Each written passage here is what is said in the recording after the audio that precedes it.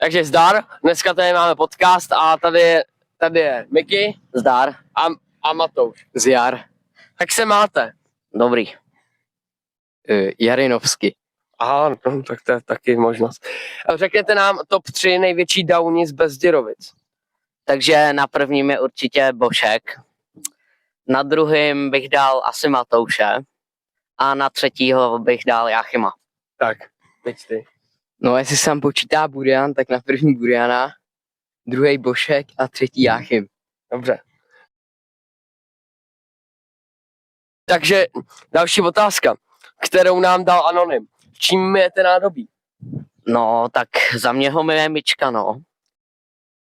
No, dobrý. Takže a co dáváte do té myčky? Tak to nevím. Asi Jar. Platinum Plus.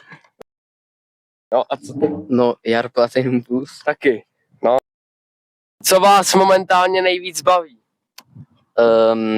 Asi fotbal. No to mě taky. Srát Adama. Ahoj Adame.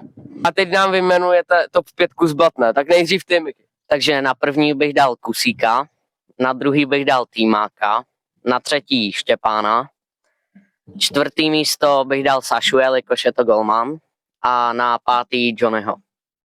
Dobře. Tak a co ty? No, tak já bych dal prvního Vasila, protože myslím si, že je hrozně rychlej a ta technika s tím míčem. To je něco neskutečného. Ale myslím si, že má trochu problém s tím, že ho dohání Julík, takže to bych dal na druhý. Třetího, ty vole, já už dál nevím moc, kdo tam hraje dobře. Tak třeba Václav, ten hraje dobře. Pak asi Václav Šiška, no.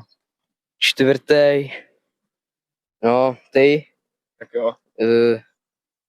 A pátý třeba Messi. Takže my se rozloučíme, tak děkuji za podcast. Takže zdar. Zdar. Zjar.